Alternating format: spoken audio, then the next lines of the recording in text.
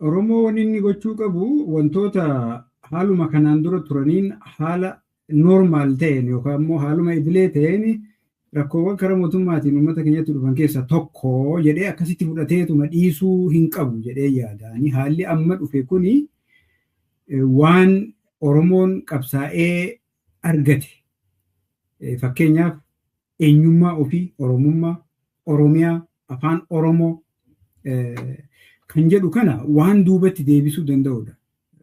Waan qabsoodhaan argatame duubatti waan deebisuu danda'udha.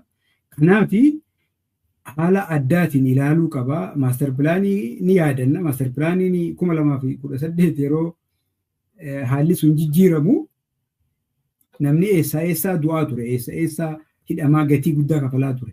Maaster pilaaniin kan godhamuuf ture bara Finfinnee fi naannoo sanitti.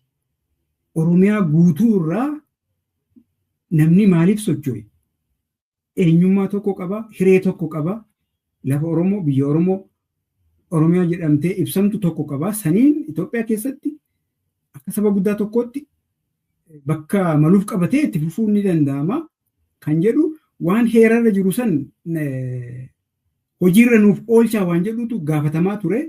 Saniif wal faana ka'e. Amma immoo waan kana dura argatteeyyuu si harkaa hin dhahaa yookaan immoo nan diigaa kan jedhu waan badiisan caalu dhaqqabsiisuudhaaf yeroo karoorri bahu Oromoon akkuma kanaan dura tokkummaadhaan ka'u akka maaster pilaanii kanaan dura san tokkummaadhaan ka'uu fi wal hubannoo eliitiin Oromoo yookaan hayyoonni Oromoo walitti dhufanii Oromoo saba tokko ta'u biyyi isaa Oromiyaa ta'u akka saba tokkootti hirmaannaan Itoophiyaa ta'ee gaanfa Afrikaa keessatti qabaachuu dandeenyu tokko taanee qofa ta'uutu irra jira. Kilaasteraa fi gosaa fi golatti qoodamnee humna qabaachuu hin dandeenyu kan jedhu san fiduu danda'uu qabanii Oromoon illee akkasitti hubachuu qaba. Wanni siyaasaa kun ammas akkuman jedhee waan gubbaarraa namatti himan qofaa miti. Waan mul'atee mallattoo ta'ee argine hedduu jira. Waan hin argine immoo dabni kanaan daran ta'e kan namarratti Oromoo irratti raawwatamuuf deemus jiraachuu akka danda'u hubachuun barbaachisaadha. Fakkeenyaaf Oromiyaa keessatti lolli maaliif gaggeeffamaa jira?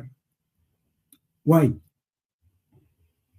gaafiin heera amma Itoophiyaan qabdu kanaan deebi'uu hin dandeenye jira.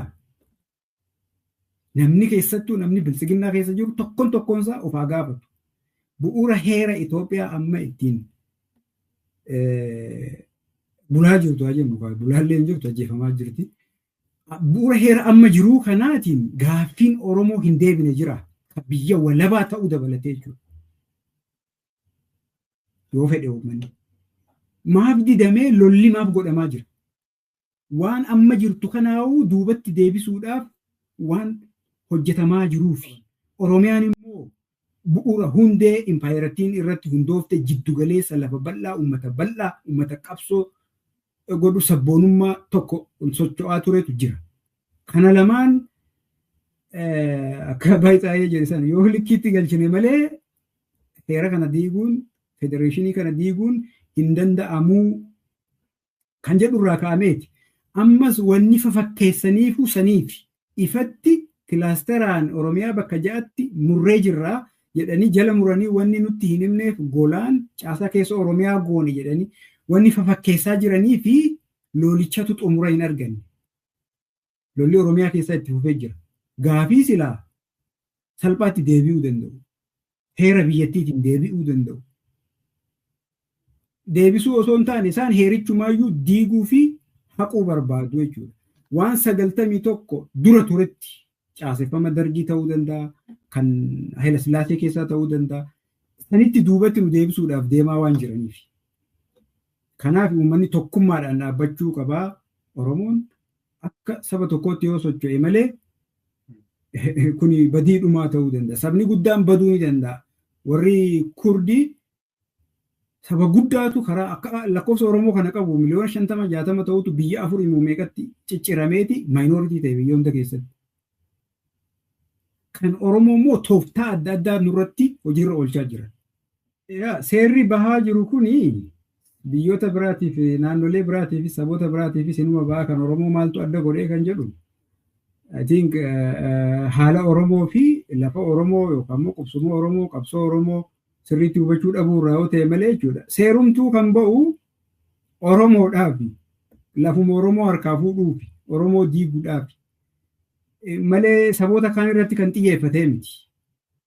Akkuma duraan jedhe Oromootu bakka inni jirutu bakka murteessaadha. Jiddu galeessa biyyattii keessa lafa bal'aa lafa oomisha gurguddaa qabu jechuudha. Kanaaf bakka waa jirtu malee bakka kaan irraa maal godhan? Bakki waan gurguddaan jiru Oromiyaa keessa.